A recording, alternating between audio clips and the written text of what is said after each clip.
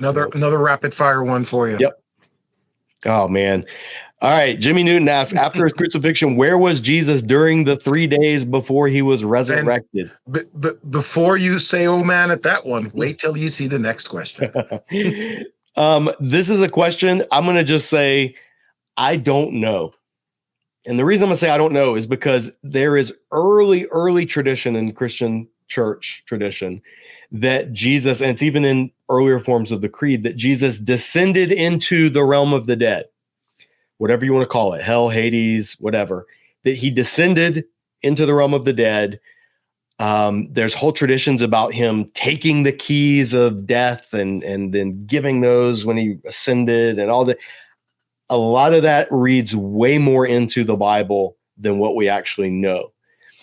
So maybe the harrowing of hell is what that doctrine is called. Maybe Jesus was down in hell, drop kicking Satan. I think that comes more from medieval tradition and the likes of Milton and Dante than it does from actually in the New Testament. There are some oblique verses later in the New Testament about Jesus preaching to the spirits in prison. And so some people said that the spirits in prison are Old Testament saints who died and were awaiting his return. Maybe, I don't know. It's not clear because the spirits in prison could equally be humanity imprisoned under sin. So it could be referring Jesus's descent is not referring to his descent into hell, but his descent from heaven to earth in the incarnation to preach the gospel to us.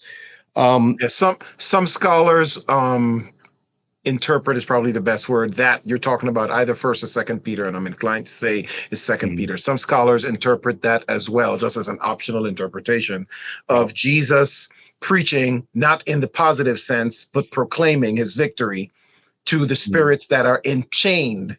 So talking about the spirits from, Genesis 6, et cetera, et cetera. Some interpreters, they're probably the minority, interpret it that way as well. But I agree with you. Yeah. It's unclear. It's very opaque. Yeah, I'll say this. I don't think you can definitively say where Jesus was. But I also don't think it matters. And the reason I say that is because, like, when the thief on the cross, and he wasn't a thief, he was an insurrectionist, he was a murderer. They didn't crucify thieves. When the lestes on the cross converted, so to speak, and Jesus said, I tell you, today you will be with me in paradise. There's two ways to read that verse. Some have said, well, Jesus said, I tell you, today you will be with me in paradise. Well, Jesus couldn't have been in hell because Friday after he died, he was in paradise with the other brigand on the cross. Maybe.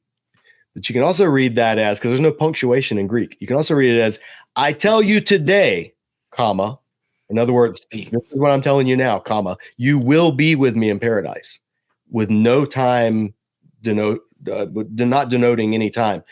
So I think that's possible as well. And if that's so, that would leave time for Jesus to do whatever he was going to do during those 3 days. The short answer, it's a long roundabout way of saying we don't know, but I think you don't know. I'm wary of anyone who answers this definitively, rather than saying, well, here are a couple of options. Yeah.